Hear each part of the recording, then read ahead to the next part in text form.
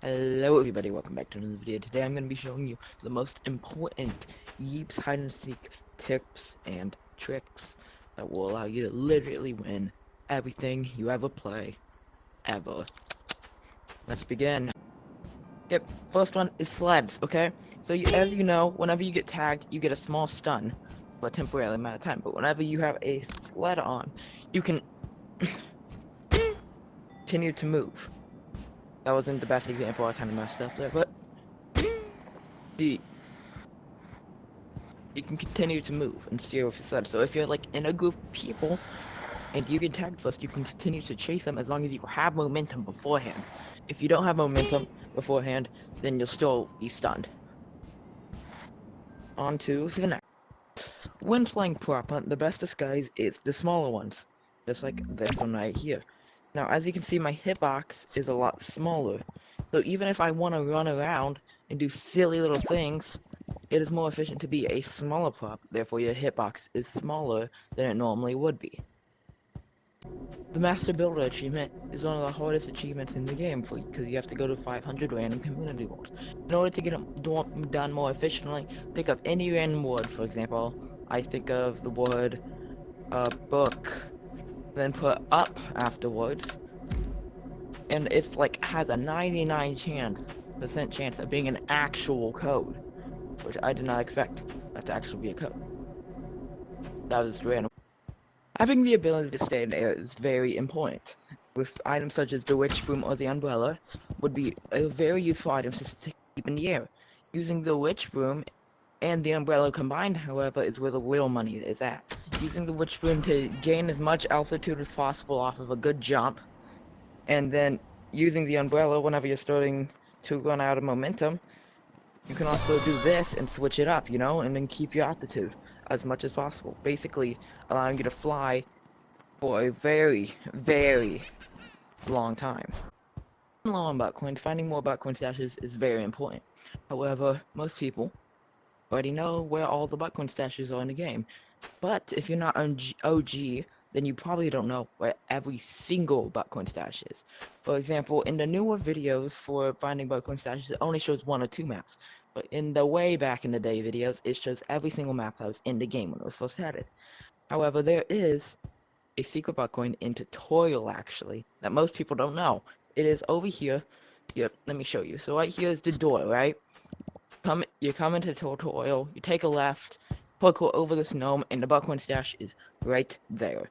Now that is a super secret Bitcoin stash that most people don't know about, which is honestly a shame because that's like 20 free Bitcoins. Many people don't know this, but daggers are the most efficient items in the game, only costing 300 cotton to spawn, and you can hold them both ways, which looks very cool.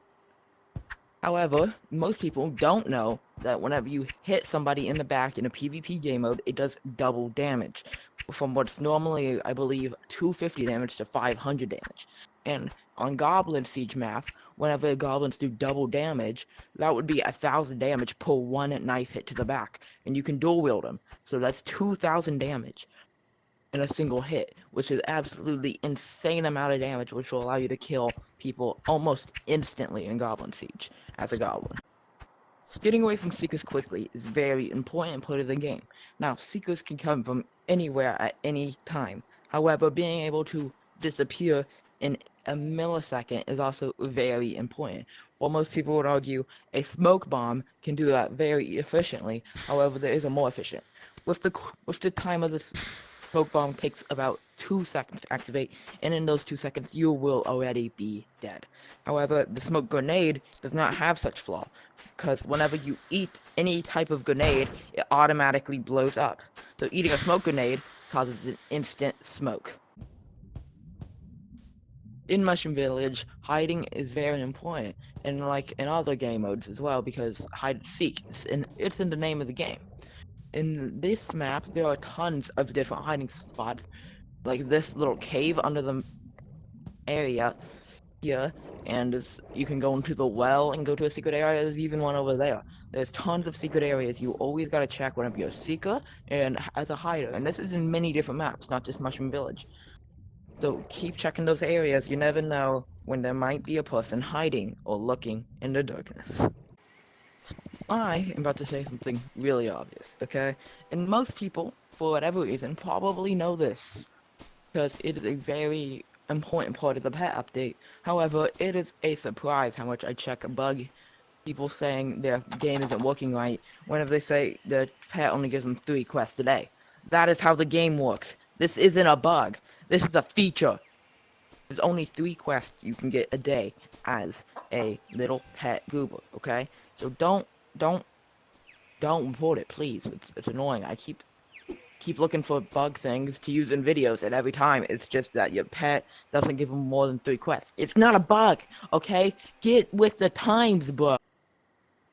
Hiding in the darkness is very important. I'm sure you thought this decoy with me, because the only part of a Yeeps that glows is their eyes.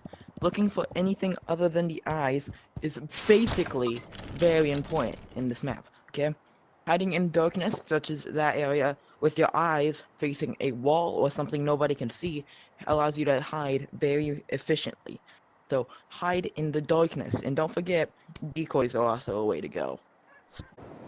As of right now, there are 8 different Yeeps hide and seek game modes.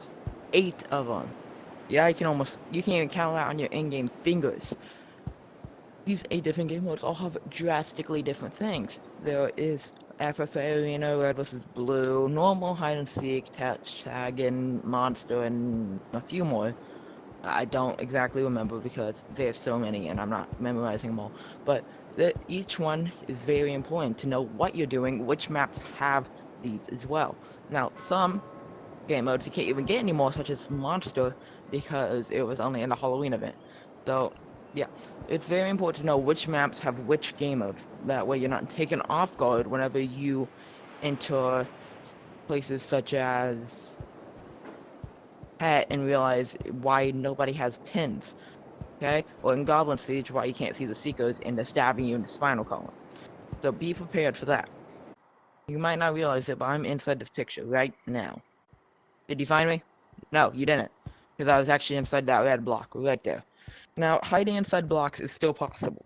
Even if you don't have the prop gun, which many people do own to become props, you can still hide inside blocks, even if you're not the block itself, such as like this.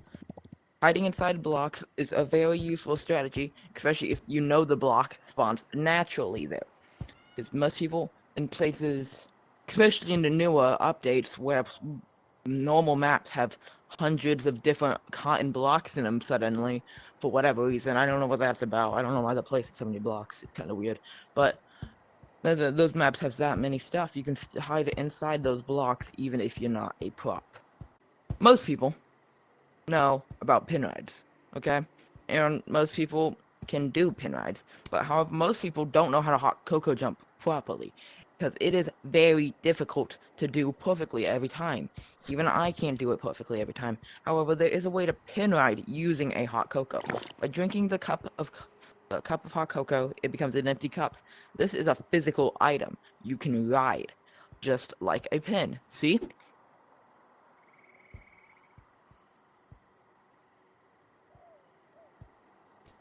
By using that strategy, you can get tons of range without them ever being able to get you. Just like this. You see that range? I got literally to the edge of the map with that one. It's insane how far you can go using that strategy if you're not a seeker. Now, most people know the ability to skip items on water, but how would you use that to your advantage? Now, being able to do this, sure, you can hit people from far away with a little bit better accuracy than throwing, but it is not as efficient as using this. Now, being able to throw an ender ball in water sometimes causes you to miss, like I just did right there. Now, I was trying to get at that boat, however, I could not make it because this portal ball doesn't float exactly. Now, however, doing that, you can throw it and let it skip across the water. Now, as long as you have relatively decent accuracy, you'll be able to easily hit the boat and teleport here, just like that. And now I can easily hop inside the boat. I mean, the ability to become invincible is very useful. Now, in this room, as a goblin, inside the starter room, you can easily kill anybody as a goblin in the starter room. Okay? If you're a goblin, come to the starter room, you can kill anybody, because they cannot kill you. Because in maps, PvP, when inside the starter room, doesn't teleport people out, even if there's a killer thing. Because that would be annoying if you're trying to leave a map and somebody keeps stabbing you at the door. So, becoming a goblin, you can die. Sure, you'll die in here, but you won't be teleported out. You'll stay in the exact same spot, still being able to stab people in there. So, any humans in here, don't stay in here, and if you're a goblin, people in here is basically your best friend. Being able to freeze people is cool, not practical. But being able to freeze people on certain maps is practical, such as maps like Goblin Siege or literally any other PvP mode. Being able to freeze people is the most useful thing ever, because being a not well in most maps you can one-shot people just by hitting them or stabbing them with your pin, which can be thrown just like this.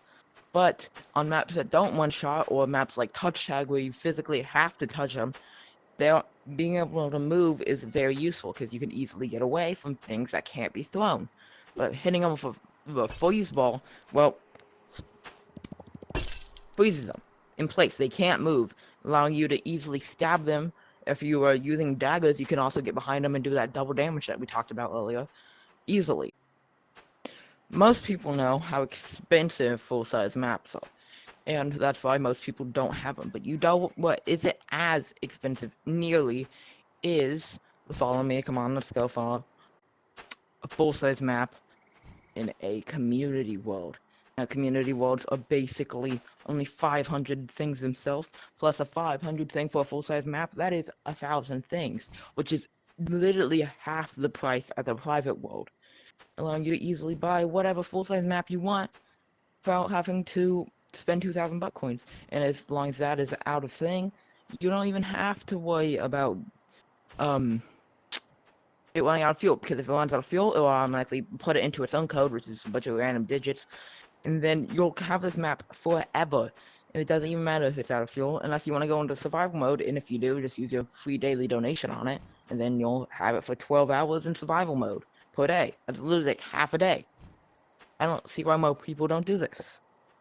The ability to know how to parkour is very important in any Gorilla Tag copy, but or how you can be able to move around map easily, allowing you to escape seekers with ease, and the ability to literally dodge pins like you're in the Matrix. Now, this is a very useful strategy to learn in literally any game that is based off Gorilla Tag, and Yeeps Hide and Seek is one of those games. Mobility is important, as I previously stated, but the ability to know how to move when you have gadgets, now that's where all the fun comes in.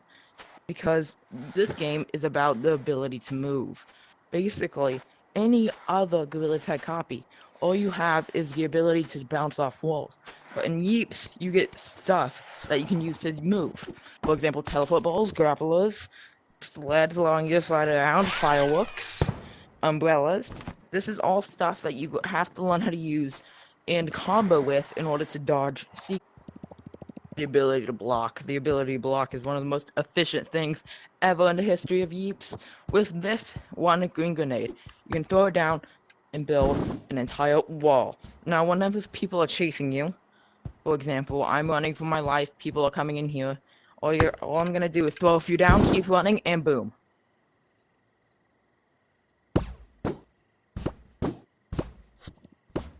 I become perfectly safe from any seekers trying to get me instantly. No pins are going to penetrate that, and if they do, they'll have to get another one after they penetrate that to be able to get me, which allows me to have plenty of time to escape. Or if I'm feeling very cool at that exact moment, I'll use it on me, and then I'll blow it up like that, which is very funny. How did those not break this? However, these only last for a short amount of time, but it is very useful to know how to use. Being able to hide in plain sight is important, but being able to find people in plain sight is equally as important. Hider detectors. Oh my goodness, they are the most useful thing ever. Look how far away I am, and it's still counting me. Okay, if I become a prop, go into the zone. Even if I'm a prop, it knows. Being able to just run around, throw down a hider detector, anything that seems generally off, and it will go off is the most useful thing ever. So don't forget you have those. Most people don't use those to the best of their ability, but you should use them. The Halloween event candies are some of the most useful tools ever. Some people don't have them because they didn't play during Halloween or they didn't completely finish the event and get every single type of candy. But these candies are useful in more ways than one. Whenever you're running out of cotton, literally most candies will give you cotton. The most efficient one to use is the blue candy because if it's on the worst case scenario, you become frozen. Best case scenario, you get 500 cotton, literally double what the candy costs. So I'm frozen because I got it bad, but if I eat it again, most likely I will get the cotton. There we go, and now I have more cotton than when I started with. This one's useful for escaping things, the orange one. Because if, worst case scenario, you get more cotton. Best case scenario, well that happens. Being able to escape seekers just by eating a piece of candy and then taking off and flying away, as long as you, well, fail, this is most useful. However, if you're hiding, you would always want to use the white blue candy. Using the blue candy is good for when you're hiding and want to get more cotton. Red is good for escaping seekers or need more cotton. This one can literally make or break a game. This one can be used in, it will either give you slowness or speed. Having speed can allow you to escape seekers. However, if you get slowness, well, you're kind of screwed. But eating it again will literally override the effects. As long as you get good on your next bite, the effects will immediately change and allow you to escape. So only use this if you have like mid-range from the seekers.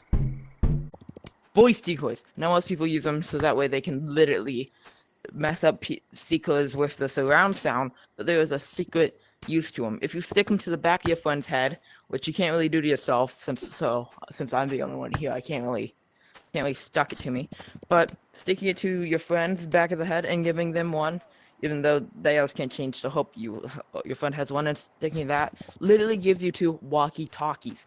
So it sounds like you are right next to them, even if you're on the other side of the map and they can barely hear you. Ranged explosives are always very useful as well. For example, grenades, being able to throw them in exactly, well, they'll go off after a certain amount of time, but what if, what if it literally lands on them? It will literally explode on impact if it hits somebody. But there is one other way to make them explode on impact. Using a crossbow, you can put a grenade in it, fire it, and it will explode on impact every single time. Thank you for watching. There are literally tons of other secret tips and tricks that I didn't show, which I'm not gonna show because they're my secret tips and tricks, and you guys don't get to know them. But they are very useful, and if this video does well enough, I might just show them to you guys in a future video. So yeah, subscribe and stuff, and I will literally start dancing right now.